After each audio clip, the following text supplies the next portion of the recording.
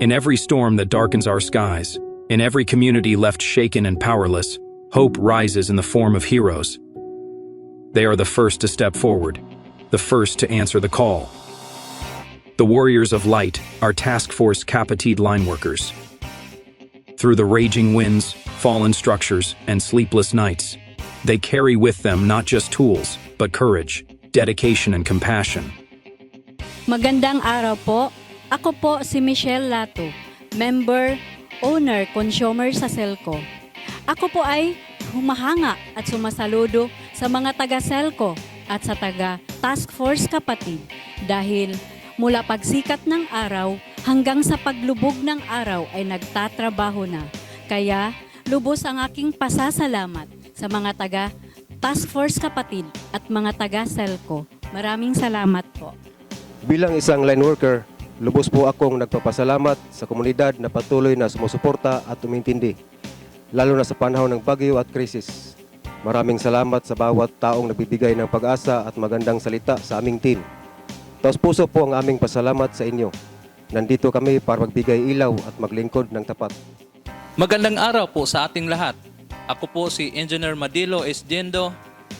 In behalf po sa Selco Management, headed by our General Manager Aine E. Ruizo, kami po ay taos-pusong nagpapasalamat sa lahat ng tumulong sa amin na mapadali ang pag-restore ng kuryente during Typhoon Tino. Maraming salamat sa ating mga Task Force Kapatid from Buhiko 1, Buhiko 2, Sebeco 1 at Lieco 5. Ang inyong sakripisyo at dedikasyon ay tunay naming pinapahalagahan. Sa Proselco, Sebeco 2, Sebeco 3, at Noreco 2, maraming salamat din sa inyong suporta sa agarang pagpapadala ng mga line hardwares, steel poles at kilowatt-hour meters para magamit sa restoration. Dahil sa inyong lahat, napadali at naging maayos ang pag-restore ng kuryente dito sa Selco. To our Sebeca President and Project Supervisors, JM Virgilio Jomoy Portich Jr., maraming salamat po.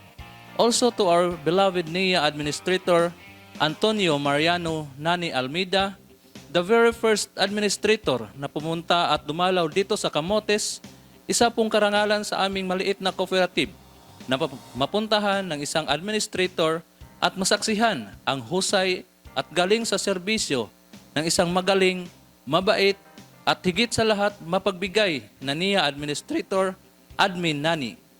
Sa Pelrica, maraming salamat sa gabay at mas napadali ang pag-deploy ng mga Task Force Kapatid at naging aktibo ang mga electric cooperative sa pagtulong ng mga AC na nangangailangan.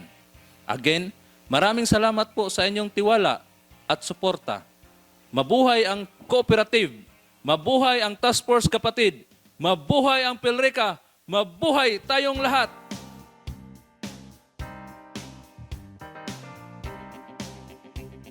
They work not for recognition, but for every family waiting in the dark, for every child hoping the lights return, for every community longing to rise again. And when the power finally returns, it is more than electricity. It is hope restored. It is life moving forward again. This is the spirit of Task Force Kapatid: unity, service, sacrifice. Because in the face of any storm, we stand together as one Kapatid. To our brave line workers, thank you so much. You are our heroes.